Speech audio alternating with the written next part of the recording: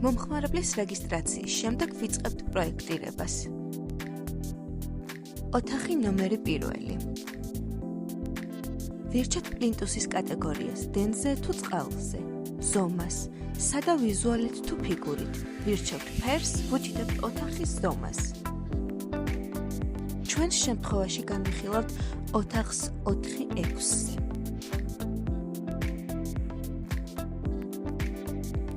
სისტემამ უკვე მიიღო მოთხოვნა 24 მეტр² ფართობის გათბობის. ვიღებთ 4 მეტრიან კედელს. ღებულობ 21.83 ვატს 1 მეტр²-ზე, რაც არაა საკმარისი და საჭიროა 40 ვატი. ამისთვის ვამატებთ მომდევნო 6 მეტრიან კედელს და ღებულობ 54.58 ვატს, რაც სრულიად აკმაყოფილებს. -10 გრადუსამდე გათბობისთვის. ვამატებთ 90 გრადუსიან კედლების შემაერთებელ კუთხეს. სისტემა ავტომატურად აგენერირებს გადაბმის ადგილის დეტალებს. ვამატებთ წყლის შემშვებ და ჩამკეტ მექანიზმს. ასევე ავტომატურად აისახება დამხმარე სამუშაო მასალები.